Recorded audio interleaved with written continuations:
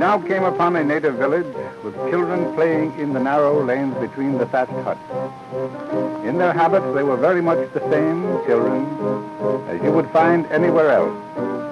A primitive way of preparing posho, which is an important item of food here. The African husband, not unlike some others, believes in letting the better half do the work.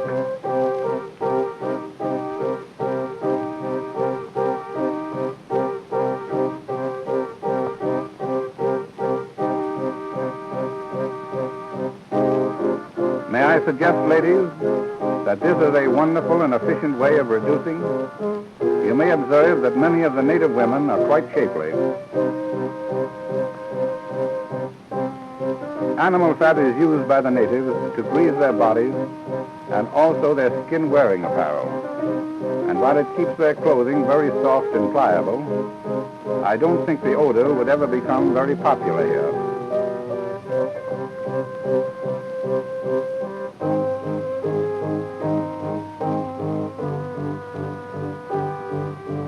Even at play, the young African is trained to protect himself from the dangers of the jungle.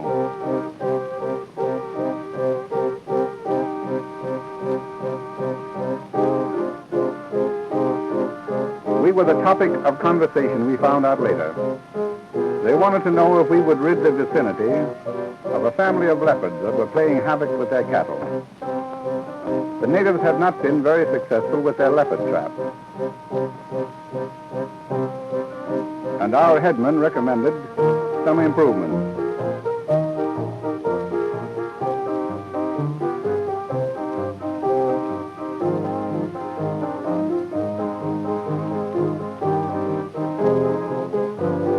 We started out to track the beasts to their lairs.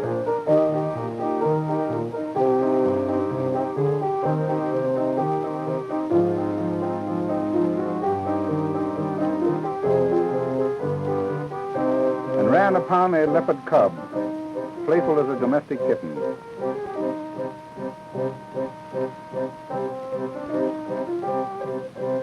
The cry of a full-grown leopard is about as unpleasant a sound as one cares to hear. It sent a chill down my spine when I heard it for the first time.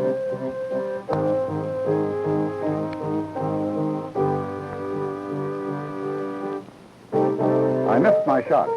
The natives started to drive the animal from its hiding place into the clear so that I might get another crack at it.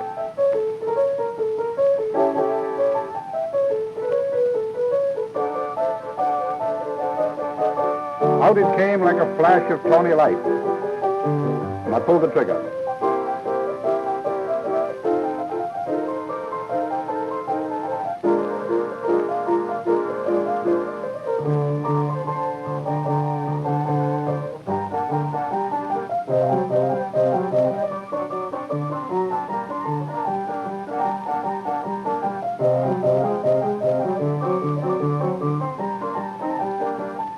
There goes the other.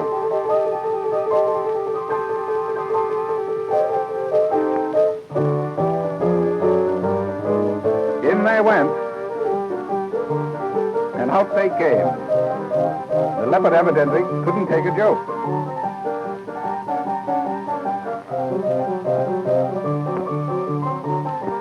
Turned by a shot, he made straight for the trap.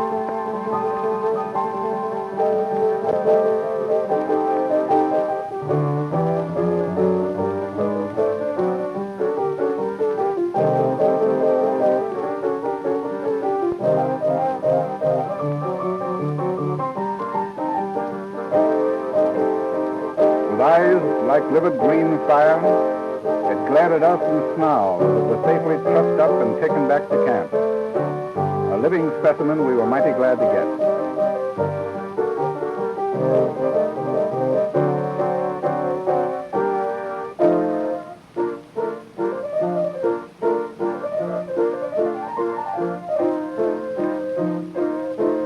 Caged and ready for shipment, a beauty, but furious at his confinement. Rid of the menace, there was joy in the village, and the celebration and ceremonial dance were in order. this may suggest the origin of some of our popular dances of the day.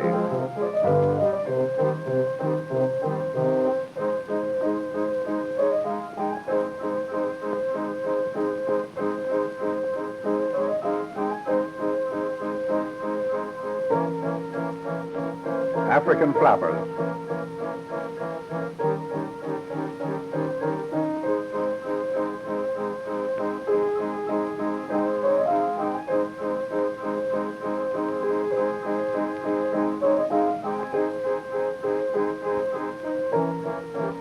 Two dusky Adonises.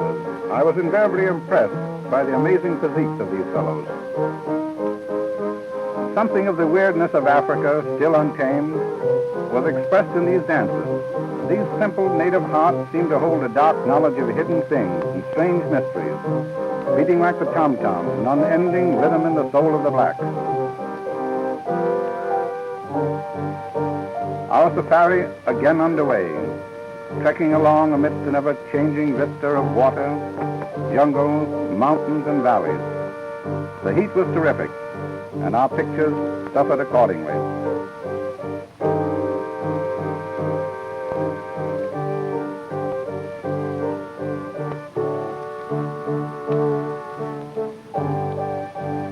In the distance, herds of antelope and other game animals grazed, standing out against the skyline.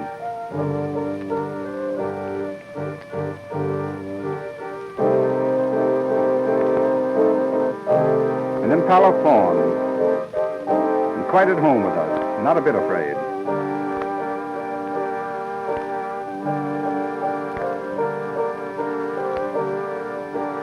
The African buffalo. He is considered by all big game hunters the most dangerous of beasts. Slow and majestic, they can charge with the speed of an arrow. And woe betide the hunter if his shot is misplaced. The buffalo is both tricky and vindictive.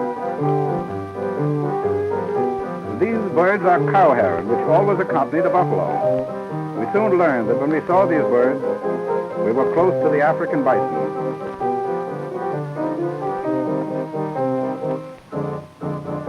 Getting shy of fresh meat, so bagged an eland to replenish our larder.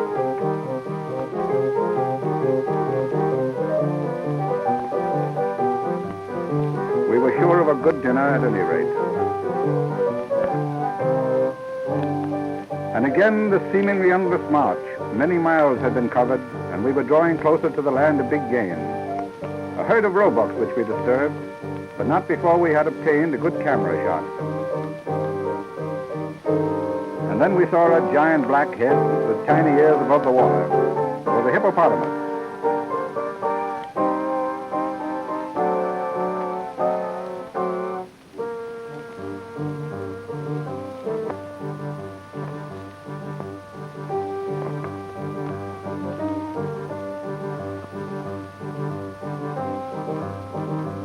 Like something unreal, goggle-eyed, monstrous, the hippos are sported in the waters of the lake.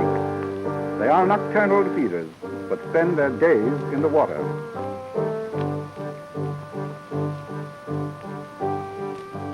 The natives prize hippo meat highly as food, and were anxious that we bag a couple of the great beasts.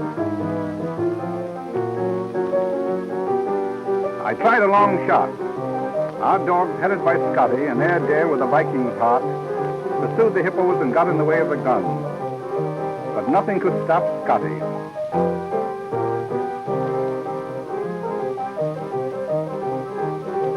A second shot, and a tremendous threshing in the water told of a hit.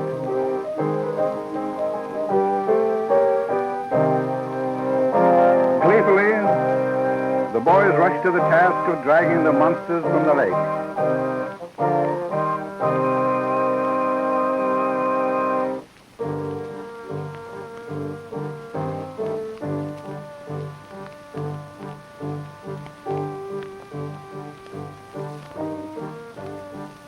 They sprang upon the dead hippo and rode him ashore for all the world like children riding a hobby horse.